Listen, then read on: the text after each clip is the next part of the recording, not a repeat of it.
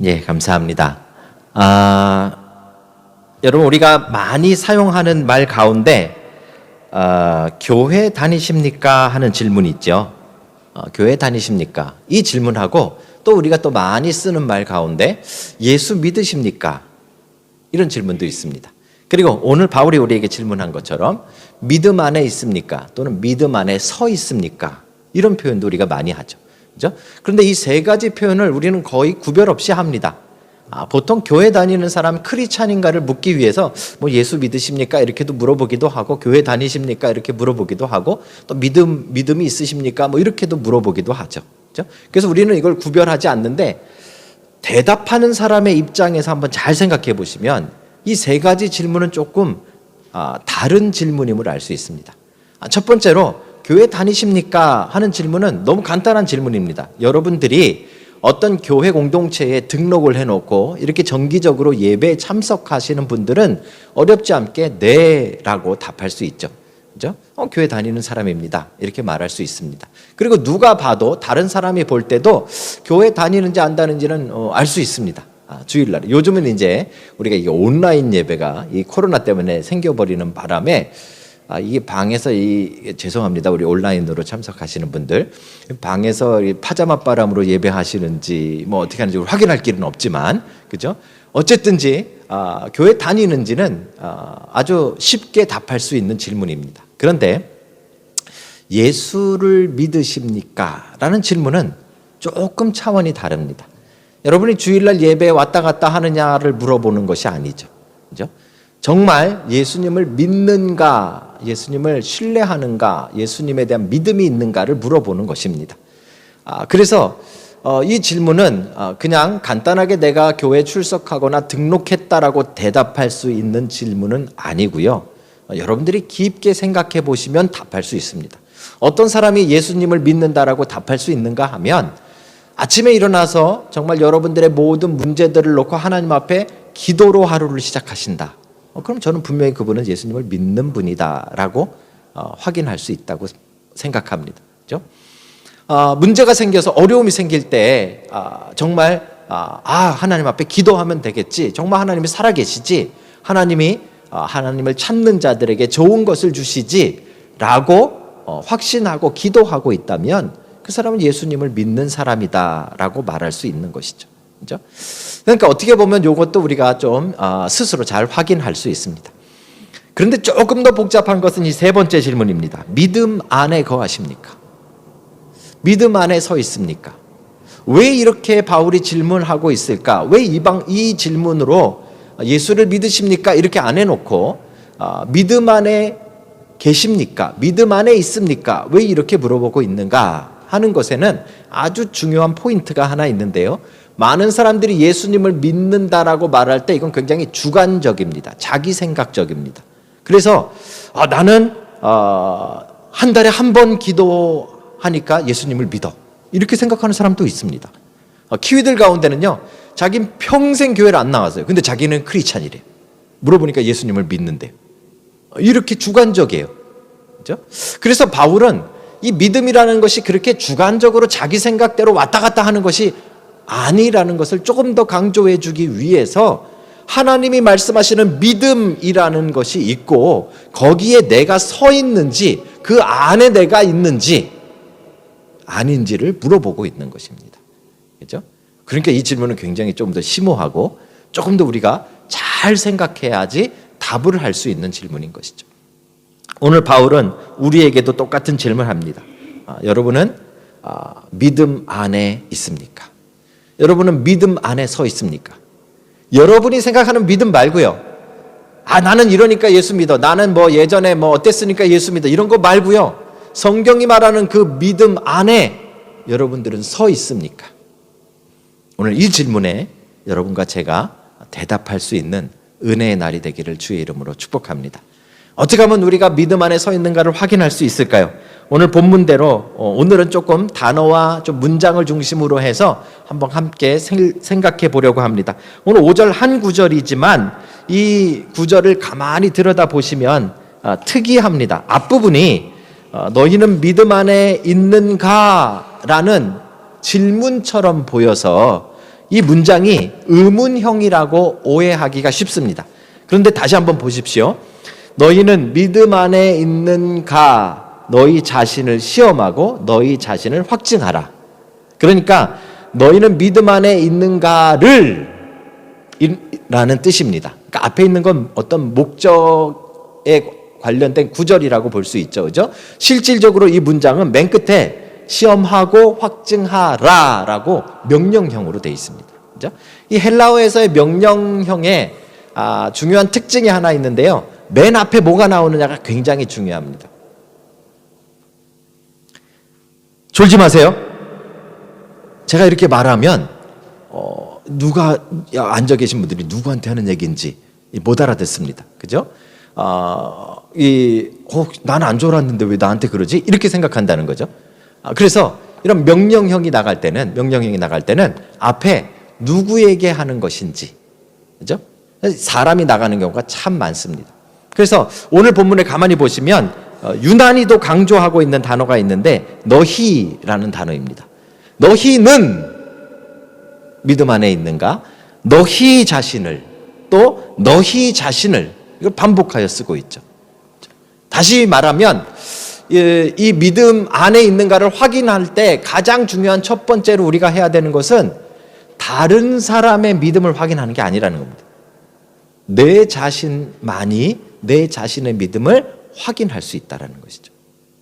이게 굉장히 중요합니다. 왜 바울이 이렇게 너희를 강조하고 있는가 하면 고린도 후서를 쓸 때 배경이 있습니다. 고린도 후서를 쓸 때 고린도 교회에 있던 몇몇 사람들이 거짓 선지자들이 거짓 교사들이 들어와서 몇몇 사람들을 선동하고 바울의 사도권을 부정했습니다. 네가 진짜 사도 맞냐? 네가 진짜 그 복음을 증거하는 복음 전도자가 맞냐라고 의심했다는 말입니다.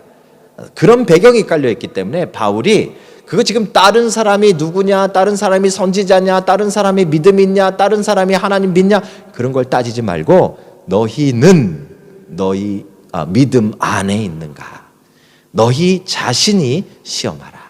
너희 자신이 확증하라. 이렇게 말하는 겁니다. 그렇죠? 이거 분명하게 먼저 우리 마음속에 넣어야 됩니다. 이제 우리가 정말 믿음 안에 있는가를 확인하기 위해서는 여러분 스스로가 확인하셔야 되고요. 여러분 스스로가 발견하셔야 된다라는 것입니다. 참 이 고린도 교회나 지금이나 마찬가지인데요. 신앙생활을 하면서 제일 큰 문제는 뭔가 하면 우리는 우리 자신에 대해서 그렇게 스스로를 돌아보는 걸 잊어버린다는 겁니다. 그리고 다른 사람을 비판하길 참 좋아합니다. 저 사람은 왜 저럴까? 저 사람은 왜 저런 행동을 할까? 저 사람은 정말 맞나 틀리나? 이게 우리 신앙의 굉장히 많은 부분을 차지하게 되어집니다. 제가 오클랜드에서 이 목회를 할 때 아마 이 예화는 제가 한 두세 번 드렸었는데요. 예배를 하루는 드리려고 이렇게 막 앞에 이렇게 정리하고 준비하고 있는데 뒤에 좀 문제가 생겼습니다. 들어오는 입구에서 한 이 40대 후반, 50대 초반 정도 되어지는 우리 교회 집사님 한 분이 고등학생 하나를 세워놓고 야단을 치고 계시는 거예요. 사람들 막 들어오는데 그 앞에 세워놓고 막 소리를 치시면서 야단을 치는 거예요. 그래서 이거 분위기가 안 좋잖아요. 그래서 제가 갔어요. 빨리 해결해 보려고 갔더니요, 이분이 막 흥분해가지고 목사님, 도대체 얘는 교회는 태도가 안 됐습니다. 자세가 안 됐습니다. 그래서 막 야단을 치시는 거예요. 왜 그런 거 봤더니 고등학생인데 그 당시 저희 교회 고등학생이 딱 2명이었습니다. 한 명은 우리 홍지성 선생님, 홍지성 집사님, 우리 재정부장하고 계신, 그리고 한 분은 그분 친구, 그죠? 근데 이분 친구가 걸린 거예요. 쓰레빠 신고 교회 왔다가.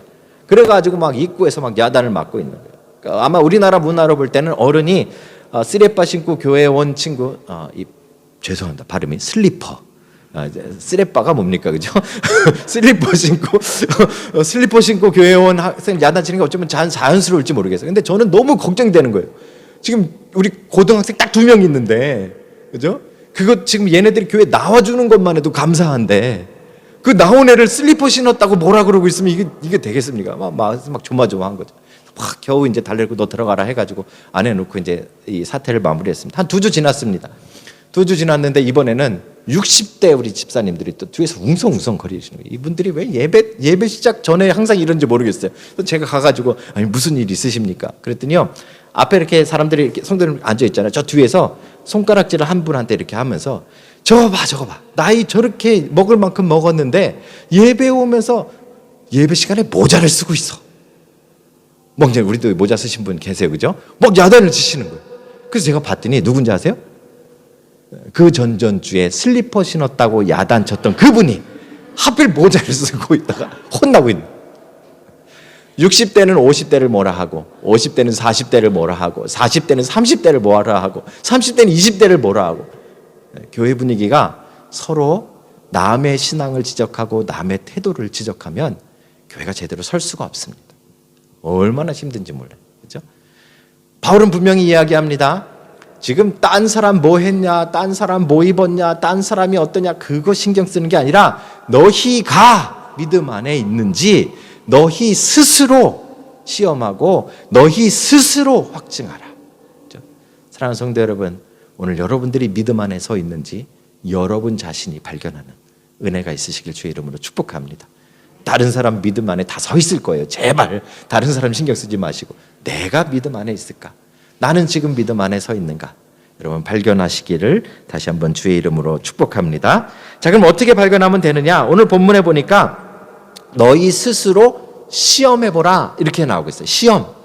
시험이라는 단어는, 이 헬라어 단어는 오늘날 영어로 그냥 테스트하고 똑같은 단어입니다. 그래서 이거는 부정적으로 시험이라는 말도 쓰이고 긍정적으로 시험이라는 말도 쓰입니다. 그렇죠? 이게 좋은 면으로도 쓰이고 나쁜 면으로도 쓰인다는 것이죠. 두 가지가 다 가능한 그냥 평범한 시험이라는 단어를 오늘 여기서 쓰고 있습니다. 중요한 것은 아까 말씀드렸듯이 이게 명령형인데 현재 명령형이라는 헬라어 문장에서는 이 동사가 특별한 의미를 갖습니다. 어떤 의미를 갖는가 하면 한 번이라는 의미가 아니라 지속적이다라는 의미가 있습니다. 또는 반복적이다 이런 의미가 있습니다. 또는 습관적이다 이런 의미가 있습니다. 다시 말씀드리면 시험하여 보라라는 이 바울의 이야기는 예전에 정말 한 10몇 년 전에 내가 난 정말 예수 믿는 사람인가? 나는 정말 믿음 안에 있는가? 한 번 시험하고 땡이라는 말이 아닙니다. 여기서 말하는 시험하여 보라는 날마다 확인하고 날마다 시험하여 보라 이 말입니다. 여러분이 믿음 안에 있는지는 한 번 가지고 결정 나는 것이 아니라는 말이죠. 그렇죠? 이게 오늘날 우리의 신앙의 아주 위험한 부분입니다. 이 신앙이 어디서부터 왔는가 하면 1960년대에 네덜란드 선교사였던 K 글라스라는 사람이랑 미국 선교사였던 딕 요크라는 사람이 한국 대구에 옵니다. 대구에 와서 선교 활동을 시작했는데 그때 그분의 영향을 입었던 사람들이 이런 분들이에요. 이름을 잘 들어보십시오. 권신찬, 유병헌, 우리 윤병헌 집사님이랑 달라요. 성이 다릅니다. 자, 유병헌, 이요한, 박옥수 많이 들어보셨죠? 그렇죠? 이분들이 이 선교사들의 영향을 받고서 이제 교단적으로 활동을 하는데 다 침례교라는 이름을 붙이고 기독교 복음 침례회 또는 대한예수 침례회 생명의 말씀 측 좀 깁니다. 또는 기쁜 소식 선교회 이런 이름을 걸고 활동을 합니다. 주요 교단들에서는 이들을 이단으로 지정했습니다. 그리고 이들을 뭐라고 불렀는가 하면 구원파라고 부릅니다. 왜 이 사람들을 구원파라고 부르는가 하면 자신들은 구원파라는 걸 싫어합니다. 구원파라는 말을 싫어합니다. 그런데 왜 이 사람들을 구원파라고 부르는가 하면 이 사람들은 자기네 교회에 자기네 모임에 와서 몇 월 며칠 구원받은 날을 딱 정해줍니다. 그래서 예를 들어서 우리 이주일 집사님 오늘 2022년 오늘 며칠입니까? 7월 24일 그렇죠? 7월 24일 지금 1시 35분 지금 예수님 믿으십니까? 해가지고 오늘 영접 기도를 했어요. 그럼 이제 요 분은 그날 구원받은 거예요. 자, 그럼 문제는 뭐냐면 이렇게 구원받은 시간과 날짜를 딱 정해줘 놓고 그 다음부터는 이제 이주일 집사님이 뭘 해도 구원받은 사람이라고 생각합니다. 그렇죠? 죄를 지어도 구원받은 사람, 뭐 살인을 해도 구원받은 사람, 그렇죠? 뭐 도둑질을 해도 구원받은 사람, 이렇게 한 번 자기네들이 구원받았다라는 것은 계속해서 변하지 않는 일이다라는 거. 이거 많이 들어보셨죠? 그렇죠? 우리도 딱 이런 식으로 생각합니다. 이거 되게 위험한 신앙입니다. 우리 이제 오늘 학부모님들은 이 부분에 대해서 많이 다루시게 될 텐데요. 우리는 구원의 확신이라고 생각하면 언제 몇 월 며칠 날 영접 기도를 했다든지 몇 월 며칠 날 뭐 어떤 체험을 했다든지 몇 월 며칠 날 무슨 일이 있었기 때문에 나는 그것 때문에 계속 구원받은 사람이라고 착각하는 것을 구원의 확신이라고 오늘 우리가 생각하고 있는 것이죠. 성경은 뭐라고 이야기하는가 하면 두렵고 떨린 마음으로 구원을 이루라. 구원의 확신이 있습니다. 하지만 다른 방법으로 제가 나중에 설명을 드릴 거고요. 우리가 가진 구원의 확신이라는 건 어떤 옛날에 있었던 한 번 그 사건으로 말미암아 계속해서 나는 절대로 무슨 일이 있어도 구원받은 사람이야 라고 생각하는 것은 구원의 확신이 아니라는 거예요. 이거는 구원파에서 이야기하는 구원의 확신. 그런데도 불구하고 오늘날 많은 교회에 이런 구원의 확신이 막 들어 있습니다. 그래서 어떤 일이 있는가 하면 중고등학교 때 수련회 때 예수님을 영접하고 그 다음에 자기 마음대로 살다가 죄짓고 살다가 죽었는데 목사님이 가서 장례식 날 그분의 장례식을 이야기하면서 이분은 옛날에 고등학교 때 예수님을 영접하는 걸 내가 봤기 때문에 분명히 하나님 나라에 갔을 겁니다 라는 쓸데없는 말도 안 되는 이야기를 하는 거예요. 믿음은 그렇지 않습니다. 바울이 오늘 이야기하잖아요. 너희가 믿음 안에 있는가? 너희가 스스로 시험하라. 이 시험은 한 번 해보라는 게 아니라 오늘도 시험해, 내일도 확인해보고 모레도 확인해보고 계속해서 우리가 정말 믿음 안에 있는가를 확인해보라 라고 이야기하는 것입니다. 사랑하는 성도 여러분, 여러분은 믿음 안에 있으십니까? 오늘 그 확신이 있다면 내일도 또 그 확신을 가지십시오. 그렇죠? 오늘 확인하셨다면 내일도 또 확인하셔야 되는 일입니다. 한 번의 일로 계속되어진다는 착각을 버리셔야 합니다. 사랑하는 성도 여러분, 우리는 우리의 믿음을 날마다 확인하며 살아셔야 됩니다. 그렇죠? 오늘 여러분들이 그것을 확인해 볼 수 있는 그런 여러분들이 다 되시길 주의 이름으로 축복합니다. 어떻게 하면 확인할 수 있을까요? 이게 오늘의 답인데요. 오늘 그 첫 번째 문장의 마지막에 나와 있습니다. 너희는 믿음 안에 있는가? 너희 자신을 시험하고 너희 자신을 확증하라. 이 확증이라는 단어입니다. 도키마제테라는 단어라고 나와 있는데요. 이 헬라어의 확증이라는 말은 이 도키마제테는 어디에 쓰던 단어인가 하면 보석을 만드는 사람이 금을 가져다가 뜨거운 불에 넣고 불못불에 넣고 막 이렇게 열을 가해서 금 안에 있는 불순물들 다른 성분들을 다 제거하고 더 순수한 금을 만들어내는 요 과정, 요게 도키마제테입니다. 그죠? 그러니까 우리가 믿음 안에 있는가를 어떻게 확인할 수 있는가 하면 여러분 그냥 머리로 계산해서 확인 안 됩니다. 제가 여러분들 A, B, C, D 이러니까 여러분은 믿음 안에 있습니다. 말도 안 되는 일입니다. 여러분이 정말 믿음 안에 있는가는 머리로만 알 수 없고요. 생각으로만 알 수 없고요. 이 믿음 안에 있는가는 여러분의 삶을 통해서 여러분 스스로가 알 수 있는 일입니다. 그렇죠? 삶을 통해서 어떻게 해요?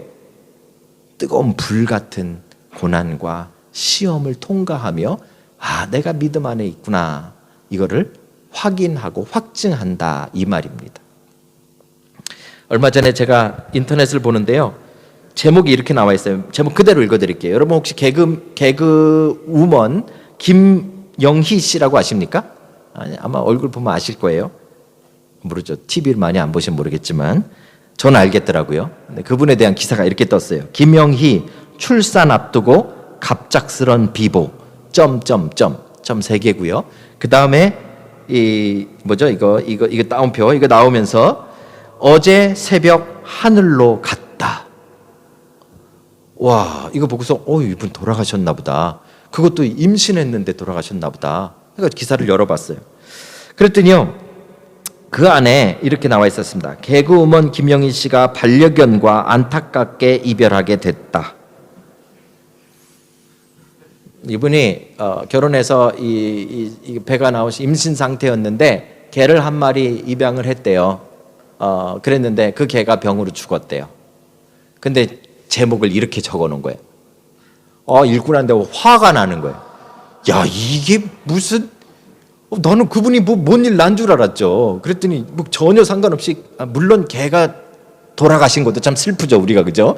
그런데 이게 이렇게 제목을 이렇게 만들면 안 되죠. 김영희 출산 앞두고 갑작스런 비보 점점점 어제 새벽 하늘로 갔다. 이게 말이 되는 제목입니까?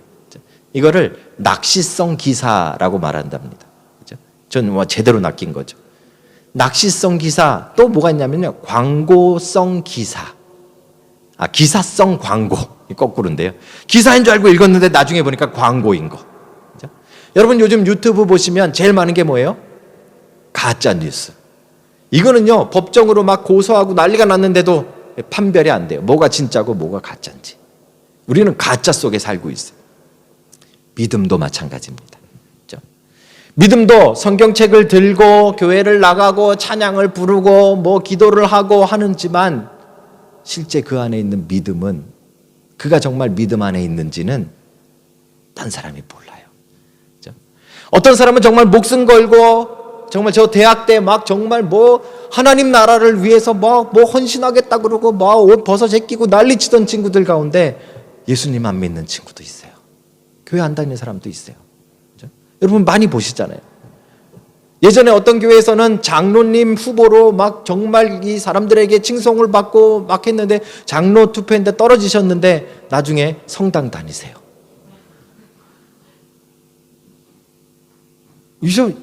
여러분 진짜와 가짜를 눈에 보이는 걸로 구별이 안 돼요. 진짜 우리가 믿음 안에 있는지, 우리가 정말 믿음을 가지고 있는지, 하나님이 원하시는 그 믿음으로 살아가는지는 어떻게 알 수 있어요? 우리의 삶 속의 환난과 고난을 통해서만 알 수 있어요. 제가 방글라데시에 선교를 갔는데요. 갔던 마을이 하종 마을이라는 마을이에요. 여기는 방글라데시 사람들은 방골리라 그래가지고 약간 좀 까무잡잡한 그런 분들인데, 이 변두리로 가면 인도 국경이었는데, 이 국경이라고는 돌 하나 박아놓고 그게 국경이라고 해놨어요. 근데 거기 그 마을에 가면 그 주변에 살고 있는 사람들은 방골리랑 조금 다른 힌두 사람들이에요. 이 인도 사람들이랑 똑같은 인종들이에요. 그래서 그쪽 지역의 사람들은 모슬렘이 아니라 다 힌두교를 믿는 사람들이죠. 그래서 제가 힌두교 마을을 한 두세 군데를 방문을 해봤어요. 특징이 있어요. 그 마을에 들어갈 때는 마을 입구에 힌두는 신들이 엄청 많습니다. 수백 개, 수천 개가 되는데 자신의 마을이 섬기는 신을 딱 이렇게 신상을 둬요. 코끼리 모양의 막 손 여러 개 있고 막 이런 거 있잖아요. 그걸 딱 해놓고요. 그 신당을 마을 입구에 있어요. 그거를 돌보는 애를 하나를 정해요. 조그만 애를. 그래서 걔는 거기서 먹고 자고 하면서 불 피우고 불 끄고 하는 일을 하는 거예요. 학교도 안 가고. 그걸 마을마다 하는데 그게 얼마나 자랑스러워하는지 몰라요. 제가 갔던 마을은 하종 마을인데요. 거기는 그 신상이 없어요. 신당은 있는데. 왜 그러냐 그랬더니 여기는 하도 계층이 낮고 천해가지고 신상을 허락을 안 해줬대. 그게 제일 밑에래. 이게 특이한 거죠. 그렇죠? 이게 힌두교예요. 인도에 가면 오리사라는 지역이 있습니다. 이 동쪽에 있는 넓은 지역인데, 이 오리사의 지역에서 지금 한 10여 년 전, 거의 20년 전부터 많은 그리스도인들이 박해를 받고 있어요. 그 중에 일어났던 일 중에 하나를 어떤 사람이 그 스토리를 가지고 찬양과 함께 유튜브에 올려놓은 것을 제가 봤어요. 그 마을에 일어난 일은 이런 것입니다. 한 마을 전체가 다 힌두를 믿고 있는 그런 힌두교였는데, 그 중에 딱 한 가정이 크리스찬이 됐어요. 하나님을 믿게 된 거죠. 그렇죠? 이거는요, 아까 제가 말씀드렸듯이 이건 이 마을 자체가 용납이 안 되는 거예요. 얘를 쫓아내든지 뭐 어떻게를 해야 되는 거죠. 그 마을의 추장이 이 가족을 마을 광장 한가운데다 세워놓고 둘러쌌습니다. 그리고 이 사람에게 물었습니다. 네가 지금이라도 빨리 예수를 버리고 우리 힌두에게로 돌아와라. 그러면 너희를 살려주겠다. 그 이야기를 들었는데 이 사람의 머릿속에 자기가 맨 처음에 예수님을 믿을 때 불렀던 찬양이 생각난 거예요. 우리 찬양으로는 주님 뜻대로 살기로 했네, 이 찬양인데요. 후렴 부분이 뭐죠? No turning back, no turning back, 이런 찬양이에요. 그 찬양이 생각나서 그 찬양을 막 부르기 시작했어요. 그랬더니 추장이 화가 났어요. 그 와이프를 끌어다가 세워놓고 네 와이프를 죽일 수도 있다. 지금 네가 예수를 버리고 힌두에게로 돌아와라. 그런데도 이 찬양을 계속 이 사람 불렀습니다. 마지막으로 물었습니다. 오늘 너희를 다 죽일 수도 있다. 그런데도 이 사람은 찬양을 멈추지 않았습니다. 결국은요, 그 온 가족을 마을 사람들이 불에 태워 죽였습니다. 실제로 오리사에서 일어났던 요 스토리와 정확하게 맞는 영상인지 모르겠지만 실제로 여러분 영상 가운데 오리사 지역에서 그 한 마을의 사람들이 가족을 데려다가 막 나무에다가 나무도 막 불 잘 안 타는 나무 막 길에다가 이렇게 막 불 붙여놓고 거기다 사람 막 밀어넣고 때리고 해가지고 실제로 화형시키는 장면이 촬영이 되어져서 이렇게 그 먼저 선교단체를 통해 이렇게 나눠진 적이 있어요. 실제로 일어났던 일들이죠. 그렇죠? 놀라운 사실은요, 수년이 지나고 나서 그 사람들이 죽었던 그 광장이 있는 그 마을에 한 사람씩 두 사람씩 예수를 믿기 시작합니다. 그 사람을 죽였던 그 광장에서 사람들이 예배하기 시작하죠. 그렇죠? 이 스토리를 가지고 어떤 사람이 제가 아까 불렀던 No Turning Back이라는 이 찬양과 함께 이 스토리를 이렇게 영상을 만들어서 올려놨어요. 그랬더니 거기 댓글을 봤더니요, 한 사람이 정말 놀라운 노래이다 라고 하면서 단순히 그 한 마을에만 일어난 것이 아니라 이 북동쪽, 인도 북동쪽 오리사 지역입니다. 거기에 얼마나 많은 수많은 그리스도인들이 지금 태어나고 있는지 우리는 봐야 된다 하는 글을 누가 이렇게 댓글로 올려놨더라고요. 실제입니다. 여러분, 오리사는 이 힌두교도들, 우리 되게 이렇게 맨날 모슬렘만 봤지 힌두교도들은 그렇게 폭력적이 아닐 거라고 착각하지만 엄청 많은 그리스도인들이 힌두교도들에 의해서 맞아서 죽고 태워서 죽임을 당했습니다. 그런데 그 가운데서도 놀라운 사실은 그렇게 무서운 환란이 왔는데도 신앙을 버리지 않고 믿음을 버리지 않고 오히려 죽음을 선택한 사람들이 오늘날 여러분과 제가 살아가는 이 시간에, 이 시대에도 있다는 말입니다. 그만큼은 아니더라도 우리가 정말 믿음 안에 있는가를 확인하는 방법은 다른 방법이 없고 우리의 인생에 일어나는 일들을 통해서만 우리는 우리가 정말 믿음 안에 있는가를 확증하실 수 있습니다. 여러분들이 경제적으로 어렵고 또 비자의 문제가 일어나고 관계의 문제가 일어나고 여러 가지 어려움들이 왔을 때 여러분들이 정말 믿음 안에 있는가 그렇지 않은가가 확증되어진다는 말입니다. 그래서 바울이 도전하는 겁니다. 너희가 믿음 안에 있는가 너희 스스로 시험하라. 또 너희 스스로 확증하라.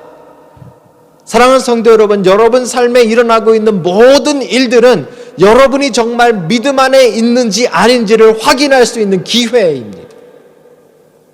믿음 안에 있다라는 말은 그냥 머릿속으로만 생각하고 이론적으로만 하는 이야기가 아닙니다. 아까 주일학교 아이가 저를 믿고 그냥 자기의 몸을 뒤로 넘길 수 있는 것처럼 우리가 하나님을 믿는다는 것, 우리가 믿음 안에 있는다는 것은 말로만 돼서 하는 일이 아니라 우리의 삶을 던지고 우리의 생명을 던지고 우리의 모든 것을 던질 수 있을 때 정말 믿음 안에 있는가라고 말하는 것입니다. 조금만 어려워도 원망하고 돌아서는 것 아닙니다. 조금만 힘들어도 투덜투덜거리고 돌아서는 것 죄송하지만 아닙니다. 여러분, 믿음 안에 있습니까? 여러분, 지금 믿음 안에 계십니까? 이 시간 여러분 삶에 있는 어려움들을 한번 생각해 보십시오. 여러분들에게 찾아온 고난을 생각해 보십시오.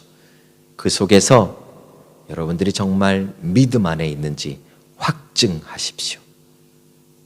여러분이 정말 믿음의 사람인지를 알 수 있는 특별한 기회를 하나님이 주셨는지도 모릅니다. 오늘 이 말씀 고린도 후서의 마지막으로 여러분과 함께 나눕니다. 우리는 이 일을 하루가 아니라 매일같이 해야 할 것입니다. 우리의 일에 바빠서, 우리 돈 벌기 바빠서, 우리 가족 돌보기 바빠서, 나 살아가기 바빠서 여러분 하나님을 잊어버리고 살아가는 것은 믿음 안에 있는 모습이 아닙니다. 믿음 안에 있는 사람은 내 일상 가운데 매일매일 정말 내가 믿음 안에 있는지를 내 삶을 통해 시험하고 확증하는 사람입니다. 오늘 여러분들의 마음을 무엇이 잡아당기고 있습니까? 오늘 여러분들의 마음을 무엇이 흔들어 놓고 있습니까? 오늘 다시금 믿음 안에 있는 온전한 하나님의 자녀들이 되시길 주의 이름으로 축복합니다. 이런 믿음을 세상이 감당치 못하는 믿음이라고 성경이 우리에게 이야기해 줍니다. 오늘 여러분과 제가 세상이 감당치 못하는 그 믿음 안에 서 있는 놀라운 주일이 되시길 다시 한번 주의 이름으로 축복합니다.